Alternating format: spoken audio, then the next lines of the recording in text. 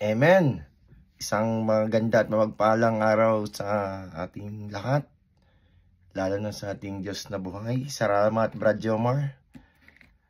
At sa inyong pagpapagal at pag-aaral, atin na nga pong pinag-aralan yung chapter 11 ng Hebrews, verses 1 to 7.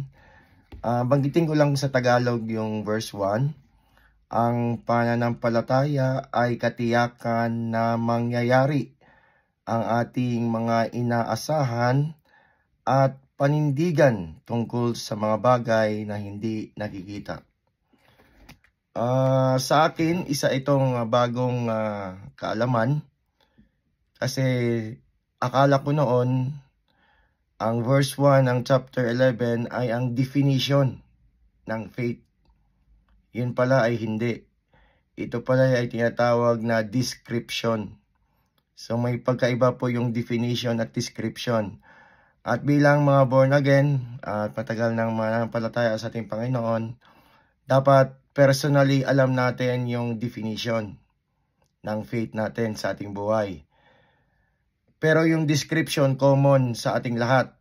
Magkaiba man ang definition natin ng faith, pero ang description dapat ay isa. Ito nga po yung nakasaad sa verse 1.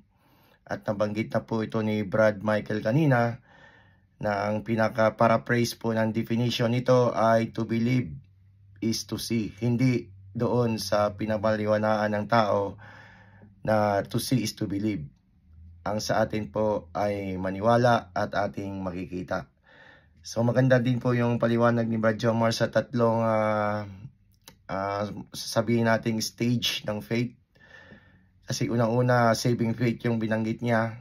At dyan po tayo lahat nagsimula, yung saving faith. At para po masustain po yung lakad natin bilang mga Kristiyano, ay kailangan po natin ng gift of faith. Yan po yung pangalawa na sinabi niya. Kailangan meron tayong ganitong gift. At ang pinanggalingan ng gift of faith ay lang po natin yung banal na spirito na nahan po sa atin. At yung pangatlong sinabi niya, yung living by faith. So, ang pinakamagandang description niyan is we live by faith, not by sight. Sabi nga po ikot ko lang po yung 2 Corinthians chapter 4 verse 18. While we do not look at the things which are seen, but at things which are not seen. For the things which are seen are temporary, but the things which are not seen are eternal. So yun po ang description ng ating pananampalataya. Kahit hindi natin nakikita, tayo po ay naniniwala. Hindi natin nakita paano ginawa ang mundo, pero tayo naniniwala na ito'y ginawa sa pamamagitan ng mga salita ng ating Panginoong Hesus. Dito po sa example na tatlong mighty men of God, ay si Abel, si Enoch, at si Noah. Si Abel ay makonsider nating first man of faith. Siya po yung kaunahang tao na na-record sa Bible na mayroong pananampalataya.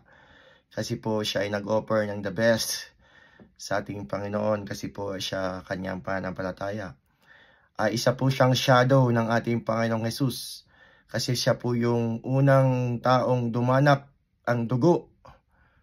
At sabi nga po sa Biblia, sa yung pagdanak sa kanyang dugo, sabi po doon, sabi ng Panginoon, what you have done, the voice of your brother's blood cries out to me from the ground.